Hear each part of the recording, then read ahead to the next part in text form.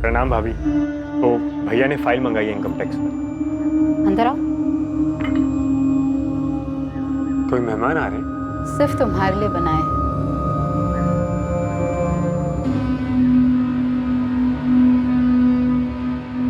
हमारे बीच में पहले दिन से एक आकर्षण। मेरे साथ भाग चलोगे? कहाँ? जॉगिंग? आजाद करो मुझे इस पिंजरे से। कौन सा पिंजरा? अरे सब कुछ तो है तुम्हारे पास।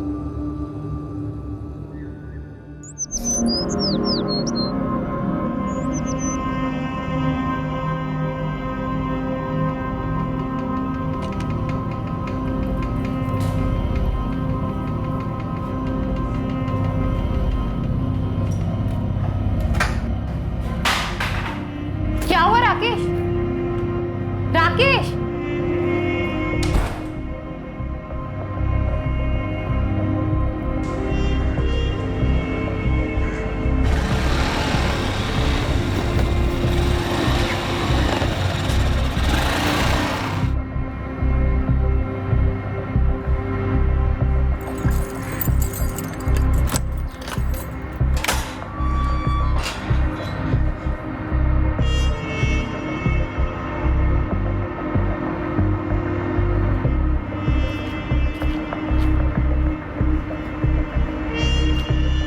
क्या ये बसंत, बीच में भी 1,16,000 का ओवर टाइम दे दिया तुमने? सर ओवर टाइम बनता है तो देना पड़ता है।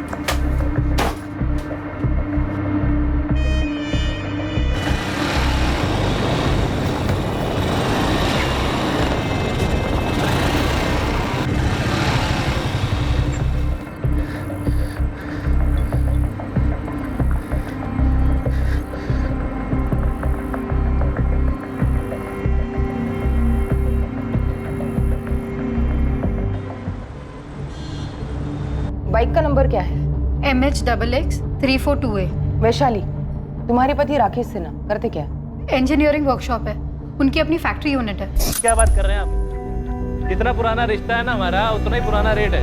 हाँ अरे केडिया साहब, आप चिंता मत कीजिए, आप चिंता मत कीजिए। आज शाम तक आपका ऑर्डर आपके गोडाउन में पहुंच जाएगा। Thank you. काला नंबर 12/330, चित्रे इंडस्ट्रियल एस्टेट, वसई। जी बिजनेस में किसी के साथ कोई दुश्मनी या फिर कोई धमकी वगैरह?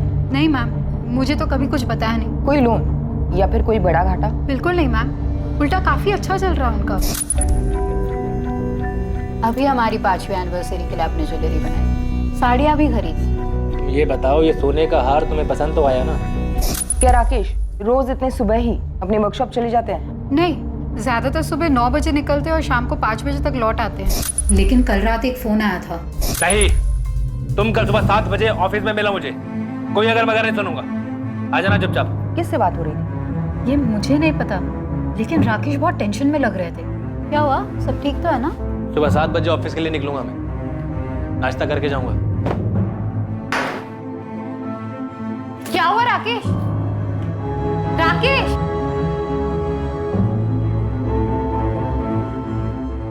हेलो बॉबी, राकेश कहाँ है? हेलो असलम भाई, राकेश है वहाँ? राजू तेरे राकेश साहब से बात करो जरा। शैलेश, राकेश का फोन ऑफ है क्या? सब कह रहे थे कि उस दिन राकेश वर्कशॉप आए ही नहीं। ऐसा पहले कभी नहीं हुआ मैम। देखिए, हमने ऐसे भी केसेस देखे जहाँ पर इंसान काम से बाहर चला जाता है, उसका फोन खराब हो जाता है या स्विच ऑफ हो जाता है। अभी तो सिर्फ 9 बजे, शायद देर रात तक लौटा है। हम अपनी तरफ से काम शुरू करें, कुछ खबर मिलती है आपको बता देंगे। Okay ma'am. सर, राकेश की CDR मंगवाई है और उसके बाइक के लिए लुकआउट जारी किया है। अपहरण? उसकी वाइफ कह रही थी सब अच्छा चल रहा है, ज्वेलरी पे ज्वेलरी खरीदी जा रही थी। और छोटे व्यापारियों का किडनैपिंग का सीजन भी चल रहा है इस वक्त। अरे अरे कौन हो? अरे क्या चीज है? कहाँ ले जाएगा मुझे? लेकिन सर, जनरली ऐसे केसेस में किडनैपिंग के तुरंत बाद फिरौती का कॉल आता है। शायद अब आ जाए। स्वाति, राकेश का लैंडलाइन नंबर टैप करो और उसके घर पे सर्वेलेंस लगा दो। सर। नंबर 2, हत्या। कोई पुरानी दुश्मनी या कोई पुराना प्यार?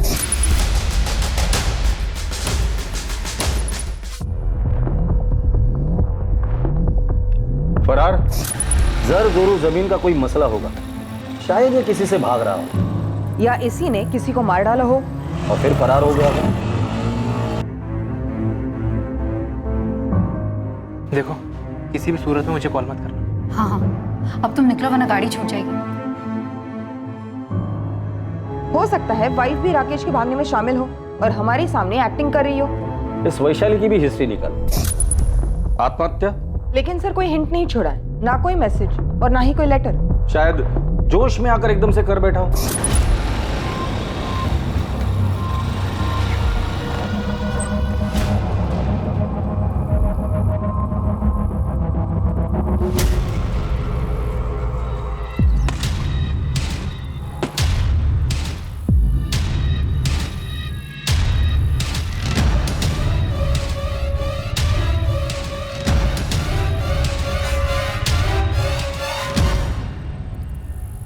सर मैं खबरियों से कहकर सारी पर्सनल डिटेल्स निकलवाती हूँ। ऑफिस में जाकर जितने भी लोग हैं सबसे बात करो और हर एक का स्टेटमेंट रिकॉर्ड करो। सर जवान आदमी, बिजनेस अच्छा चल रहा है, खूबसूरत पत्नी, आत्महत्या का एंगल मुझे सबसे वीकेस्ट लगता है। स्वाति, कुछ पिंजरे ऐसे होते हैं जो दिखाई नहीं देते, सिर्फ उस पंछी को पता होता है कि उस पर क्या बीत रही है।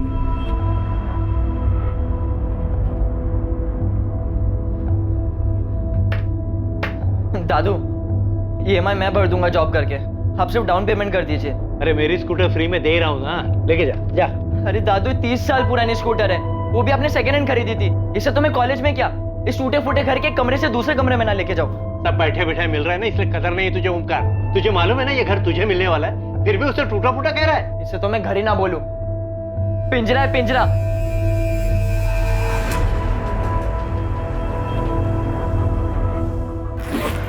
लेकिन सुमित, बिना नौकरी में मुंबई में क्या करोगे? सांस लेंगे अम्मा, यहाँ पटना में दम घुटता है हमारा। चलते हैं हम।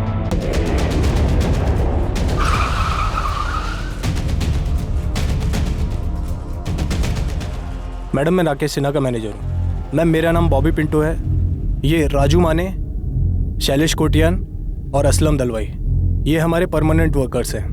बाकी कुछ कारीगर हैं जो डेली वेजेस पे काम करते हैं, और ड्राइवर वगैरह तो कॉन्ट्रैक्ट पे हैं। आपका परमानेंट स्टाफ इतना ही है? नहीं मैम, हमारे अकाउंटेंट है वसंत प्रधान जी, जो आज आए नहीं हैं। क्यों? उनका मैसेज आया था, उनकी तबीयत खराब है। और कल आप में से किसी ने भी आपके बॉस राकेश सिन्हा को नहीं देखा? नहीं मैम। ठीक है, अब सभी लोग अपना नाम, घर का पता और नंबर इस हवलदार साहब के पास लिखवाएंगे। बॉबी, क्या कोई माजरा था? राकेश घर से टेंशन में निकला था। मैम, घर का कुछ हो तो पता नहीं, बाकी बॉस को ऑफिस में कुछ कॉस्ट कंट्रोल को लेके परेशानी थी। 2-3 महीने से कुछ ओवर टाइम का इशू था। बाकी ये सब तो हर कारखाने में होता है। मैडम, राजू मानू कुछ कह रहा है। हाँ बोलो। कल जब मैं काम पे आ रहा था ना, तो हमारे अकाउंटेंट साहब दिखे थे मुझे। उनकी तबीयत तो बिल्कुल ठीक थी, लेकिन बहुत ज्यादा गुस्से में और परेशान लग रहे थे। और प्रधान साहब, क्या हालचाल? ये ऑफिस जाने के बजाय यहाँ का बैठे हो आप? अरे बाहर में क्या ऑफिस? क्या हुआ? नौकरी छोड़ दी मैंने, अभी जो होगा तो देखा जाएगा। तो भाई प्रधान साहब, ये एकदम अचानक से क्या हुआ? क्या बात है, क्या हुआ? एक बात सुन ले, दूसरों का खून चूसे बगैर कोई अमीर नहीं बन सकता, कोई नहीं बन सकता। ये बात तूने मुझे पहले क्यों नहीं बताई? सर, मुझे लगा कि ऐसे टेंशन में बोला होगा, और वैसे भी उन्हें बीपी की तकलीफ है। बॉबी, ये वसंत प्रधान रहते का है? कुछ पता चला मेरे पति का? अभी तक तो नहीं, लेकिन हम लोग यही पता करने में लगे हुए हैं। हम आपके लैंडलाइन की टैपिंग के लिए आए हैं। अगर किडनैपिंग हुई है तो फिरौती के लिए कॉल कभी भी आ सकता है। अंदर आ जाए हम लोग। जी जी आइए।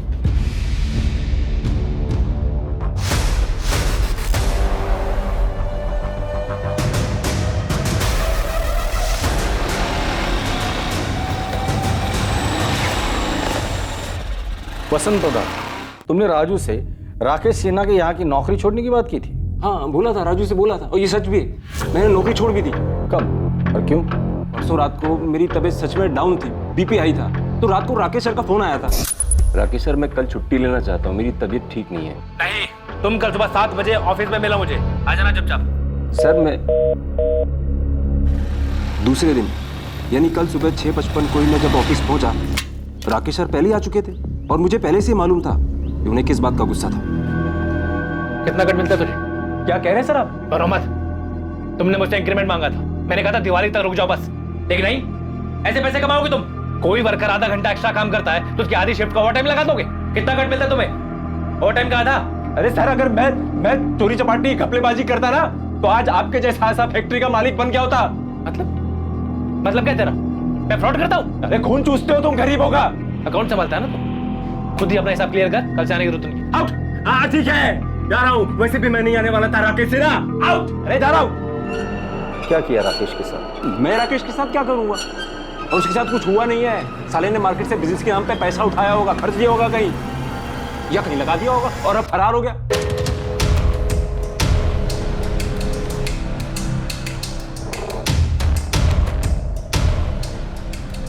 Madam, phone tapping team Vaishali Sinha के साथ है। अभी तक फिरौती के लिए कोई कॉल नहीं आया। फोन पे नहीं, कोई खुद मांग लेकर जा सकता है। घर पे नजर रखो। सर, राकेश सिन्हा के फोन रिकॉर्ड्स। उसका फोन स्विच ऑफ हुआ था 7:30 बजे।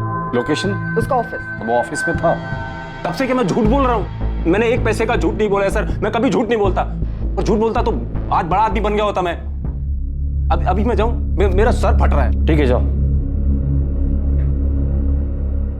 मैंने इस वसंत के पीछे एक आदमी लगाया है और इसकी सीडीआर मंगवाई।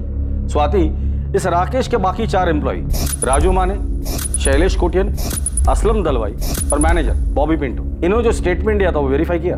जी सर, लेकिन शक करने लायक कुछ नहीं निकला। मैंने सबकी सीडीआर मंगवाई। अकाउंटेंट वसंत प्रधान को लगता है कि लेनदारों से बचने के लिए ये राकेश भाग गया होगा। सर, ऐसा भी क्या लोन जिसके लिए वो अपनी फैक्ट्री, वाइफ, घर सब छोड़कर भाग जाएगा? लोन नहीं तो लव अफेयर होगा, और लव में वैसे भी लॉजिक की कोई गुंजाइश होती कहाँ है। प्यार में तो लोग भागते हैं, भगाते हैं, मरते हैं, मार देते हैं, फिर उसी को प्यार भी कहते हैं।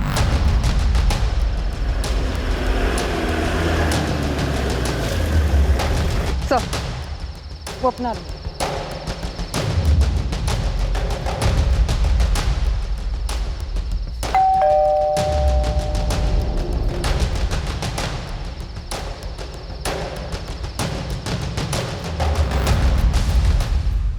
अफेयर?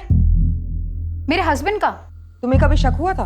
वो वैसे है ही नहीं, बस अपना काम और घर। इनफैक्ट हमारे रिश्ते में भी सब कुछ ठीक था। शादी को कितने साल हो गए? जी, ये 6ठा साल है। आप मुंबई से ही हो?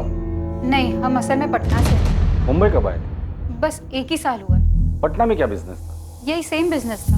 तो फिर पटना क्यों छोड़ा? मैडम, राकेश हमेशा से मुंबई आना चाहते थे, उनके बड़े अरमान थे। वहाँ शादी से पहले राकेश की कोई गर्लफ्रेंड थी? मैंने कभी पूछा नहीं, उन्होंने कभी बताया नहीं, पर मैं ये दावे के साथ कह सकती हूँ कि ना उनका कोई अफेयर था और ना है। हो सकता है राकेश ने किसी को छोड़ा हो और उसने ये बदला लिया।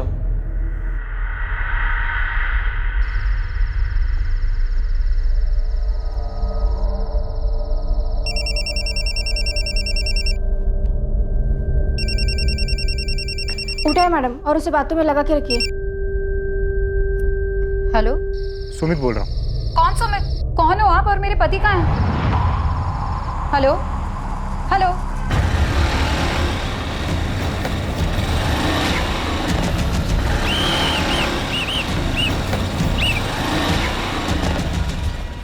हेलमेट निकालो, लाइसेंस दिखा। बाइक किसकी है? मेरे दादू की। अच्छा, दादा के नाम पे मुझे मामा बना रहा है। चल नीचे उतर, चल चाबी निकाल।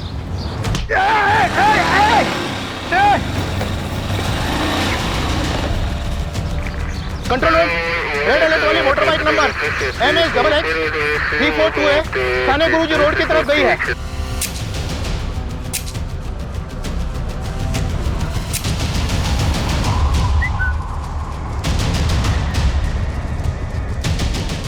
साहब, हमारा ओमकार चोर नहीं है, वो सब कुछ सच सच बता देगा। ओमकार बोल। नहीं दादू, मैं एक तरफ से चोर ही हूँ। अरे क्या बोल रहा है तू?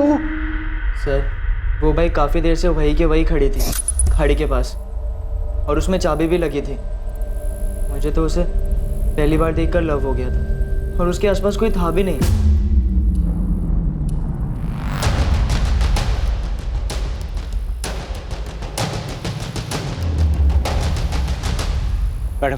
मैडम, मेरे पोते को माफ कर दीजिए, मेरा और कोई सहारा नहीं। एक्चुअली मैम, मैं 2-3 दिन चलाकर यही छोड़ने वाला था, वापस रख तो नहीं सकता था मैम। Ma'am please, sorry. तो फिर ली क्यों तूने? तो आगे जाके जॉब करके लोन पे बाइक ले सकता था। उसमें टाइम लगता है ना मैम, और मुझे खाई थी। सर को बोल के छोड़ दो ना ma'am, please. Sir Swati, accountant Vasant का कहना है कि उसके सेठ राकेश ने मार्केट से पैसे उठाए होंगे। मुझे लगता है टेंशन में आके बाइक वहां खड़ी कर यहाँ से कूद गया हो। सर ड्राइवर्स को काम पे लगा देते हैं। और पटना पुलिस फोन करके पता करो कि इस आदमी की माली हालत क्या थी। हो सकता है 1 साल पहले कर्जदार से बचने के लिए वो मुंबई शिफ्ट हुआ हो। जी सर, मैं आज ही बात करती हूँ पटना पुलिस से। सर इस लड़के का क्या करें? माइनर है, सॉरी बोल रहे हैं। दादाजी का इसके अलावा और कोई नहीं है।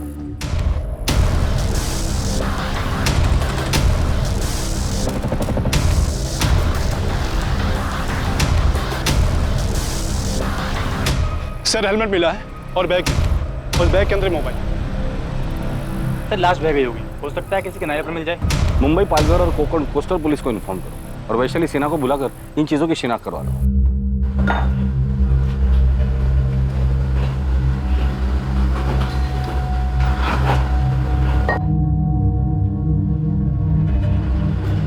अरे असलम भाई,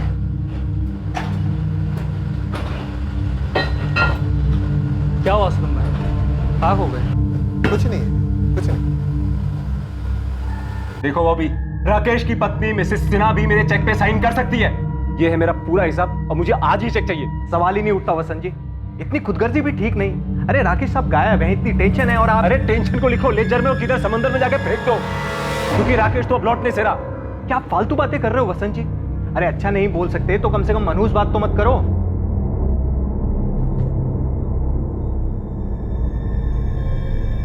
क्या हुआ? कुछ कहना चाहता है?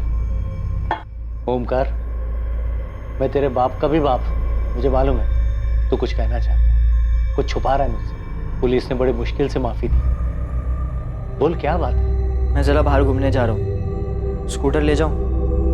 हाँ ले जा। देखो ओमकार, तूने गलती की, उसकी माफी भी मिल गई, लेकिन जिंदगी भर ऐसा कोई काम नहीं करना जिसकी वजह से तेरे मरे हुए माँ बाप को ठेस पहुंचे और मेरी सारी मेहनत जाया हो जाए।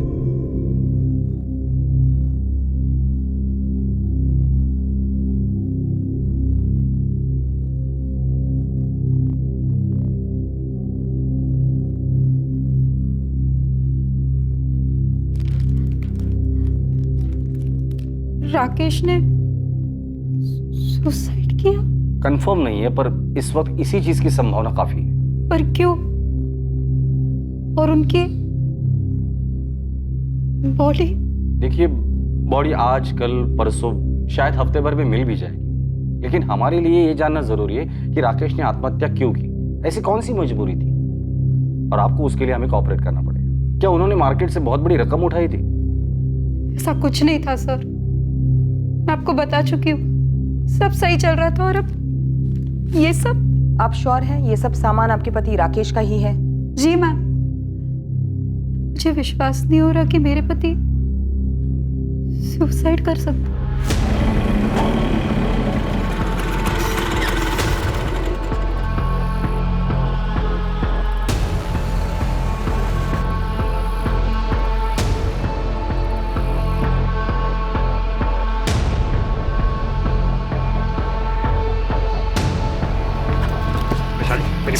मेरी बात छोड़ो, मेरी बात सुनो, छोड़ मुझे। तुम मेरी बात सुनो पहले, मेरी बात सुनो वैशाली। वैशाली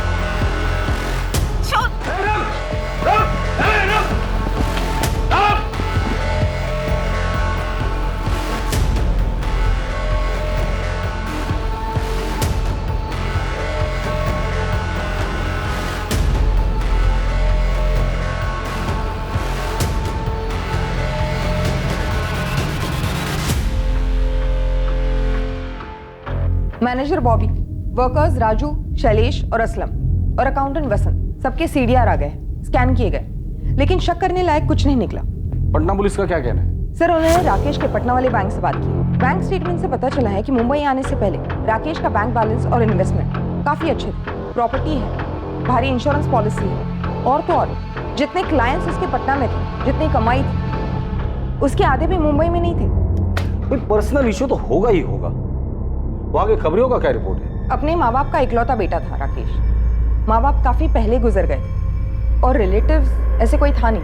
पटना में जहाँ वो रहता था वहाँ उसका कोई दोस्त पड़ोसी होगा ही होगा। सर जैसे यहाँ के पड़ोसियों ने बताया, खुश थे दोनों एक साथ वगैरह, वहाँ के पड़ोसियों ने भी यही कहा, सिवाय एक बूढ़ी औरत। ये बताओ, तुम जानना क्यों चाहती हो? ऐसे ही मौसी, मुझे सब पता है, अखबार में भी पढ़ी हूँ। वो राकेश सिन्हा गायब हो गया ना? जब वो दोनों आपके किराएदार थे, राकेश और उसकी पत्नी वैशाली। हाँ, राकेश और वैशाली, उन दोनों के बीच कुछ माजरा था क्या? मतलब अचानक से बसा बसाया घर और बिजनेस छोड़ के मुंबई क्यों चले गए? मुंह छुपाने। मुझे एक अरसे से शक था कि दाल में कुछ काला है। लोग कहते हैं कि बुढ़ापे में आंखें और कान कमजोर हो जाते हैं, लेकिन मेरे साथ तो उल्टा ही हो गया था।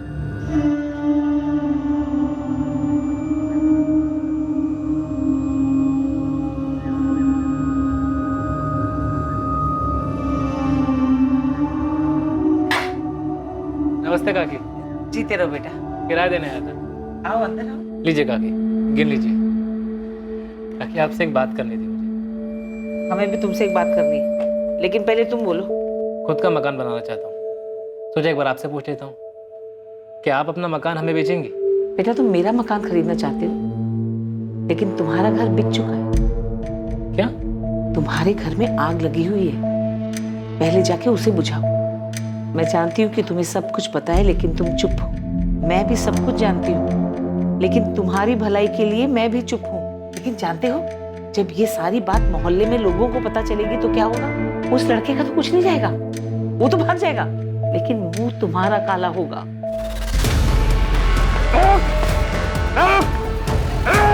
हमसे बच के नहीं जा सकता साले।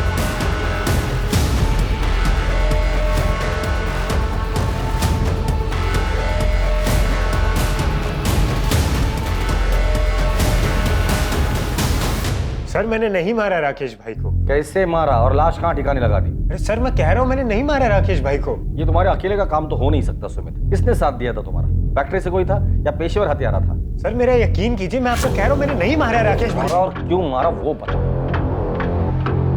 हाँ, अफेयर हुआ था सुमित के साथ। हुआ था या अभी भी चल रहा है? तुमने और सुमित ने मिलकर राकेश को ठिकाने लगा दिया? नहीं मैम, मैं तो सुमित को पूरी तरह से भुला चुकी थी। पटना में बैठे मैं वैशाली को बुला नहीं पा रहा था, दम घुट रहा था मेरा। ऐसा लग रहा था जैसे किसी ने मुझे पिंजरे में बंद कर दिया। मिले कैसे थे उससे? और राकेश को कैसे जाना? मैं वो पटना वाली फैक्ट्री में उनका असिस्टेंट था। प्रणाम भाभी। तो भैया ने फाइल मंगाई है इनकम टैक्स पर। अंदर आओ। कोई मेहमान आ रहे हैं? सिर्फ तुम्हारे लिए बनाए हैं।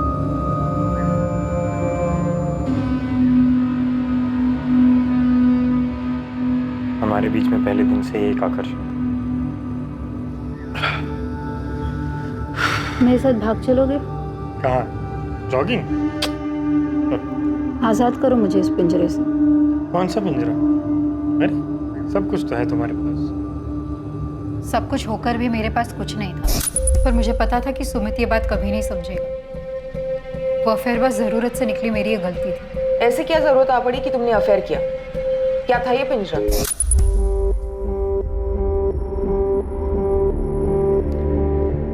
कम से कम मेरी तरफ देखो तो सही राकेश, ऐसे पीठ दिखाने से तो प्रॉब्लम हल नहीं होगी ना। कौन सी प्रॉब्लम है शाली? कौन सी प्रॉब्लम? यही कि मैं तुमसे दिल से प्यार करता हूँ, दिन रात हमारे भविष्य के लिए मेहनत करता रहता हूँ। शाली ठीक है ना, बच्चा नहीं हो रहा है तो 1-2 साल में हो जाएगा। बात सिर्फ बच्चा होने ना होने की नहीं है, वो अलग मसला है।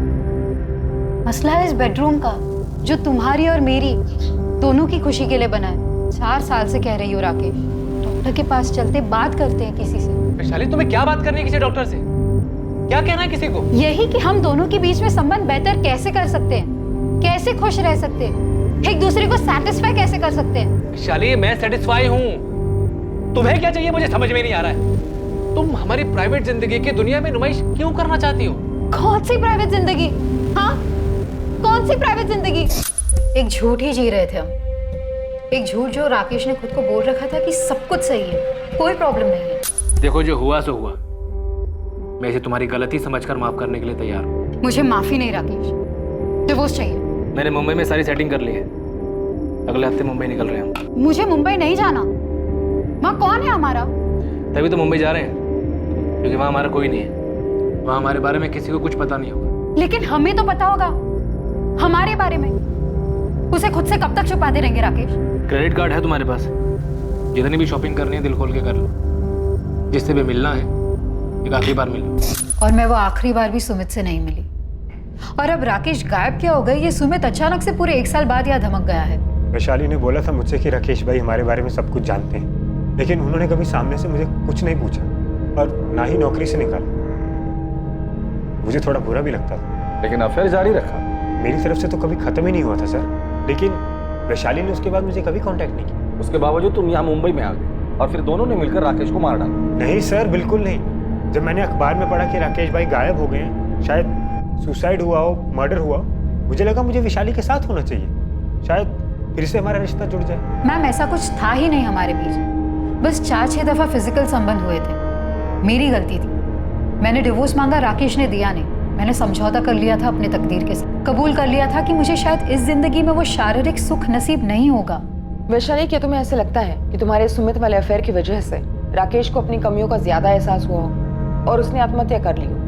अगर ऐसा होता तो वो कभी तो जताते, कुछ तो बोलते, पर ऐसा कभी नहीं हुआ और वो आत्महत्या करने वाले आदमी नहीं है। तो फिर सुमित ने राकेश का कत्ल कर दिया हो?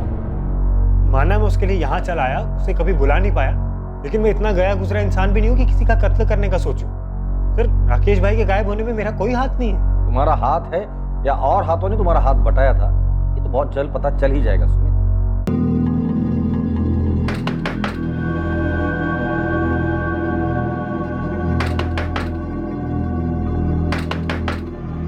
ओमकार, ओमकार, क्या हुआ? इतना वक्त क्यों लगा दरवाजा खोलने में? अरे पसीना क्यों आया? वो एक्सरसाइज कर रहा था ना, मैंने खाना गर्म करके खा लिया है।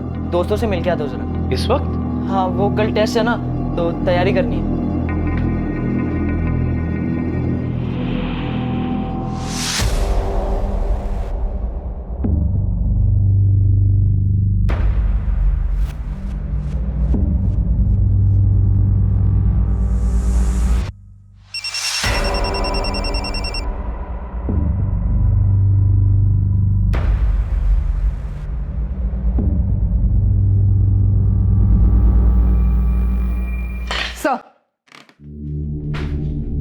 मैंने पटना पुलिस से कंफर्म किया, सुमित 4 अक्टूबर को पटना में ही था। एक्चुअली स्वाति, मुझे तुम्हारे लॉजिक में दम लगता है। भले इस राकेश ने सुमित और वैशाली के अफेयर को माफ करने की बात की हो, लेकिन ये राकेश अंदर ही अंदर घुट रहा होगा, अपने सेक्सुअल प्रॉब्लम को लेकर डिप्रेस हुआ हो और कूद गया हो। सर, दरअसल मैं अपनी थियरी को डाउट कर रही हूँ। मैं सोच रही थी कि शायद ये वैशाली झूठ बोल रही हो, वैशाली और सुमित ने मिलकर ही राकेश को मार डाला हो, इसलिए मैंने दोनों की सीडीआर मंगवाई है। शायद ये सुमित ने पटना से ही कत्ल करवाया होगा। सर लड़का आया है, बाइक चोर ओमकार कदम। किसका नैपकिन है ये? मेरा है सर। इस पर खून किसका है और ये हमें क्यों दिखा रहे हो? वो मैंने आप लोग को बाइक के बारे में पूरी बात नहीं बताई थी, एक बात छुपाई थी।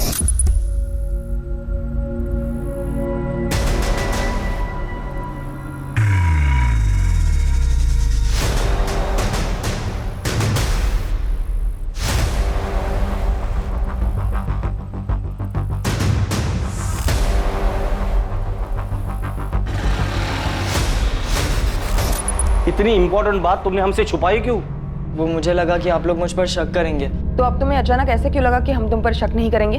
आप लोग ने मुझ पर भरोसा किया, मुझे जाने दिया, और दादू भी बोले कि मुझे आप लोग ने एक चांस दिया है, इसलिए मुझे लगा इससे आपकी हेल्प हो जाएगी। शायद उस आदमी ने सुसाइड नहीं किया, उसका मर्डर हुआ। हेलो, हाँ कामरी, तुरंत सर्च पार्टी भेजो। ओमकार, तुम जरा बाहर बैठो। जी सर, राकेश का लोडर असलम दलवाई आज दिन भर से घर से नहीं निकला, और जब नजर रखने वाले बंदे दरवाजा तोड़कर अंदर गए तो घर पे कोई नहीं था और पीछे की खिड़की खुली थी।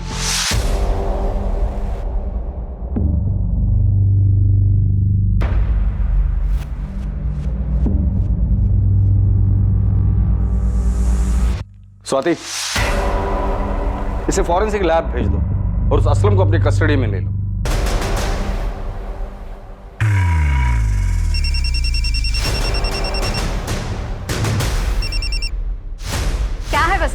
अरे मुझे मेरे पैसे कम मिल रहे हैं। असलम भाई, नहीं नहीं मैडम, एकदम गाय आदमी है, वो क्यों सर का मर्डर करेगा? और असलम भाई का कभी किसी के साथ पंगा नहीं हुआ है मैडम। जरूर आपको कोई गलतफहमी हुई। तो फिर ये असलम फरार क्यों हुआ? फोन भी स्विच ऑफ है। उसे पता चल गया था कि हम उस तक बहुत जल्द पहुंचने वाले, इसलिए मौका देखते ही भाग गया। कोई ऐसी जगह पता है जहाँ वो छुप सकता है? हाँ, उसके गांव का एड्रेस है हमारे पास। हमने पता किया, वो वहाँ नहीं है।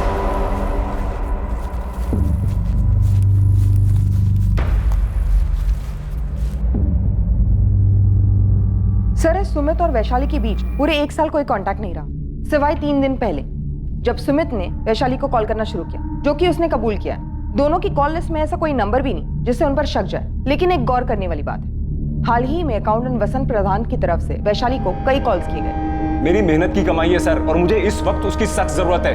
मैंने बॉबी को बोला था कि वैशाली ऑथराइज है मेरे चेक को साइन करने के लिए, लेकिन बॉबी ने बोला पहले राकेश को मिल जाने दो। अरे मेरे को मेरे पैसे की अभी जरूरत है, इसलिए मैं लगातार वैशाली को फोन कर रहा था। बोलिए क्या गुनाह किया मैंने? असलम, अब तू खुद बोलेगा या खातिरदारी करी थी? मैंने कुछ नहीं किया मैंने। तो छुप क्यों रहा था तू? मैं डर गया था, मुझे सच में नहीं पता कि उस सुबह कुछ ऐसा होने वाला था। अभी हमारी 5वीं एनिवर्सरी के लिए आपने ज्वेलरी बनाई, साड़ियाँ भी खरीदी। ये बताओ, ये सोने का हार तुम्हें पसंद तो आया ना? सच कहूँ तो नहीं राकेश, मुझे ये सोने का हार नहीं पहनना। मुझे बस इस सोने के पिंजरे से आजाद होना है। फिर से बोल रही हूँ राकेश, मुझे डिवोर्स चाहिए। पिछले साल जब तुमने सुमित के साथ अफेयर किया था तब भी तुमने डाइवोर्स की रट लगा रखी थी। इस बार फिर से अफेयर शुरू किया? नहीं राकेश, मैं तो उसके कांटेक्ट में भी नहीं हूँ। मैं सुमित की बात नहीं कर रहा हूँ वैशाली, इस बार मैंने खुद अपनी आंखों से देखा।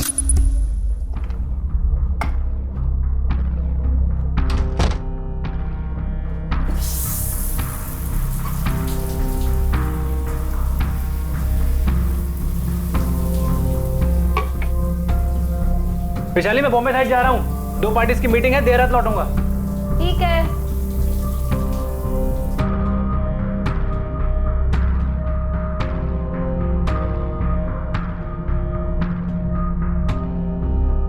बुरी आदत जाती नहीं है ना तुम्हारी?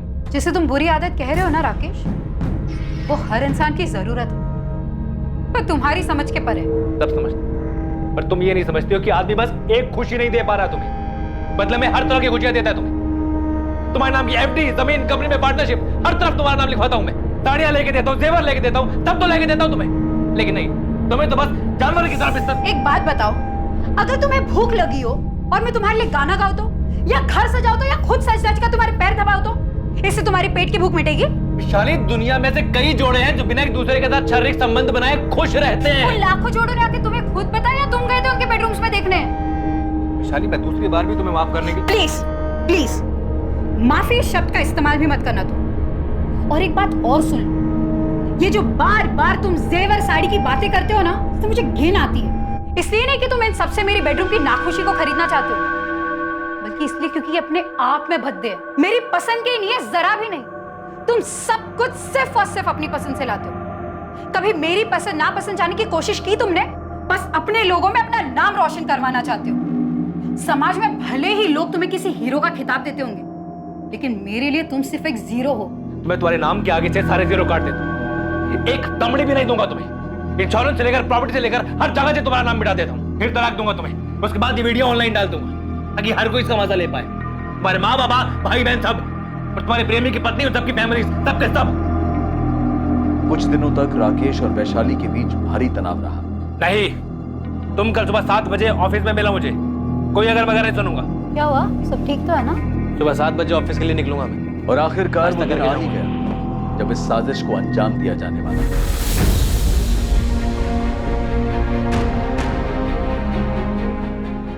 वो कल सुबह ऑफिस 7 बजे आने वाला है, इससे अच्छा दिन नहीं मिलेगा।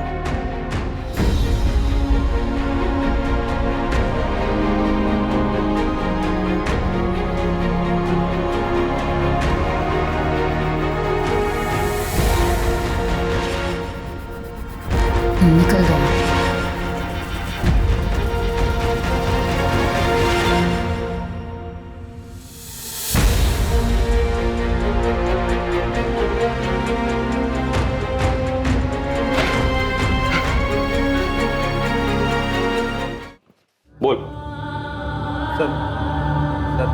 ऐसा मैंने पहले कभी कुछ नहीं किया। ऐसा कुछ मतलब मर्डर? नहीं सर, मतलब वो अफेयर सर।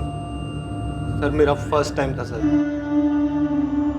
राकेश उस दिन एक नई डील के लिए शहर के बाहर गए थे, तो मुझे उन्होंने घर से एक फाइल मंगवाने के लिए कहा था। क्लाइंट का डील क्लोजर था, अर्जेंट था।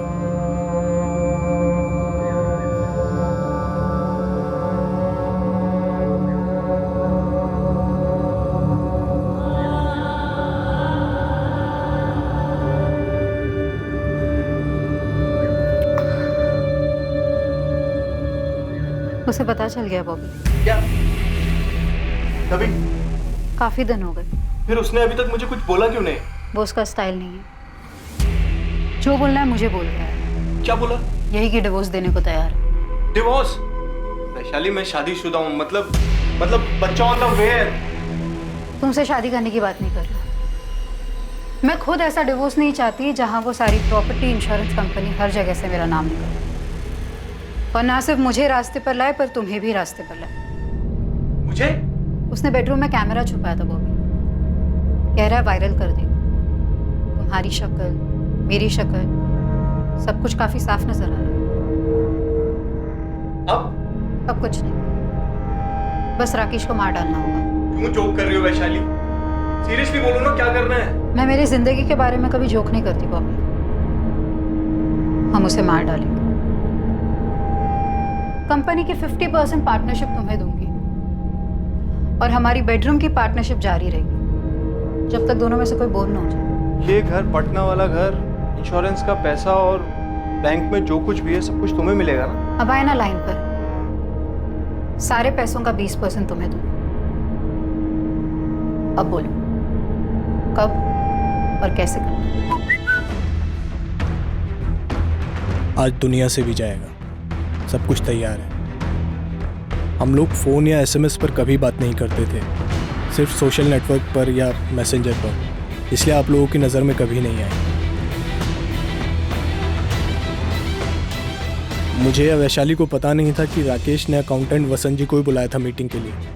मेरा प्लान यही था कि उस मीटिंग से पहले ही राकेश को ख़त्म कर दूं, लेकिन वसंत जी जल्दी ही पहुंच गए।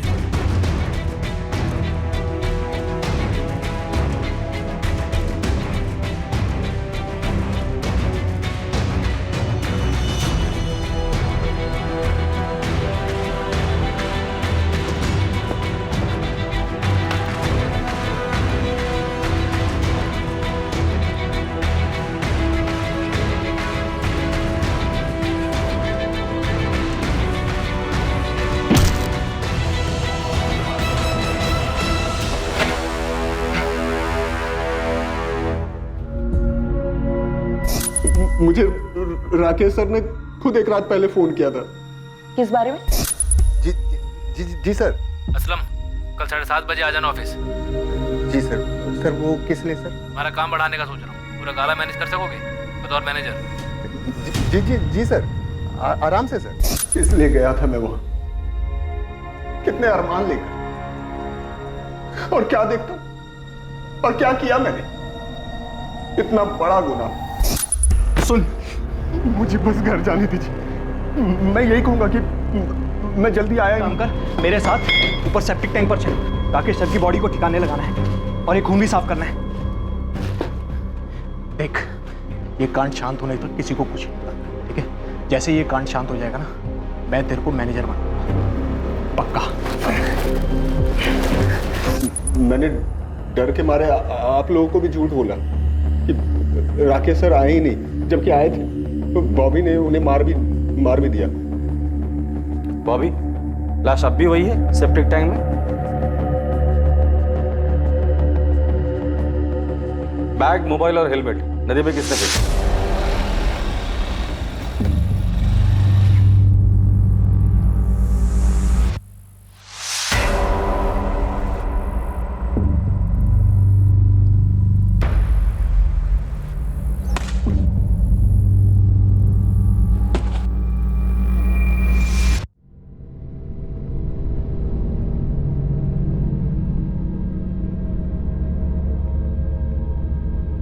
बॉबी पिंटो और वैशाली सिन्हा पर हत्या करने और असलम दलवाई पर हत्या में षड्यंत्र करने के आरोप लगे। उनके खिलाफ चार्जशीट फाइल हो चुकी। एक बंधन से मुक्त होने के लिए हत्या का सहारा लेने वाली वैशाली सिन्हा अब अपने जुर्म के पिंजरे में हमेशा के लिए कैद होकर रह गई। फोरेंसिक रिपोर्ट से प्रूव हो गया ओमकार के नैपकिन पर मिले खून के ट्रेसेस वाकई में राकेश के ही थे। फोरेंसिक ये भी साबित कर पाई कि बाइक पर भी वही ट्रेसेस हैं और साथ ही बॉबी की उंगलियों के निशान भी मैच कर लिए गए।